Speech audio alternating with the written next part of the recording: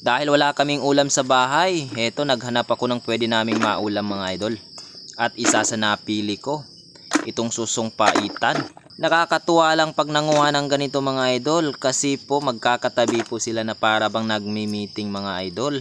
Madalas po sila dito sa ilalim ng mangroves or sa ilalim po ng mga sanga. Luto pala sa gataang masarap dito mga idol, tapos may sahog na kangkong o di kaya pako.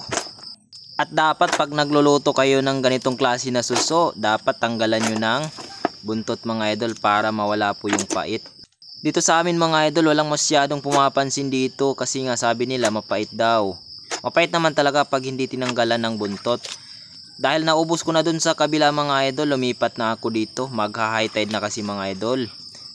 Medyo malabo yung tubig mga idol kaya kinakapa ko na lang kasi hindi masyado makita.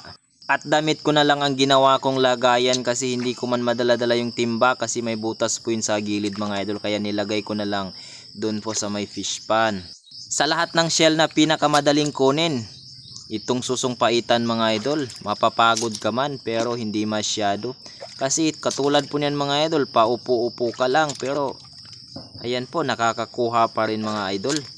Pero kabaliktaran naman ito ng shell dun sa laot mga idol. Alam nyo ba kung bakit? Ito mga idol madali lang kunin pero pag nakuha mo na, mahirap yung proseso bago lutuin. Kasi mga idol tinatanggal mo yung buntot isa-isa. Mahirap din yun mga idol. Hindi po katulad ng mga shell dun sa laot. Pagkakuha mo, uhugasan mo lang, pwede mo nang lutuin. Ito mga idol, hindi pwede hindi tanggalan ng buntot kasi mapait po. Bali ayan na po yung nakuha ko dun sa kabila. Bali ayan na po yung itsura ng susong paitan. Pagkatapos ko mga idol, lumipat po ako dito. Medyo maagos nga lang mga idol, pero okay lang. Ang importante po makarami.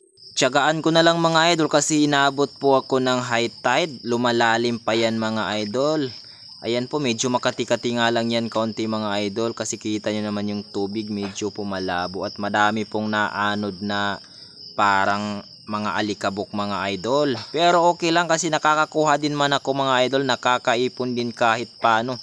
At dahil nakaipon na ako dito sa lagayan kong damit, kailangan ko nang ilagay dito sa aking timba. Ayan na po mga idol. Nakarami din.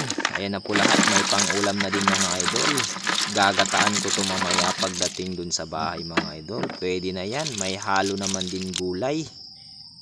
Ayan po. Tatanggalan ko yan ng buntot. Dito ko na sa dungguan tanggalan ng buntot mga idol. Para pagdating dun, lulutuin na lang.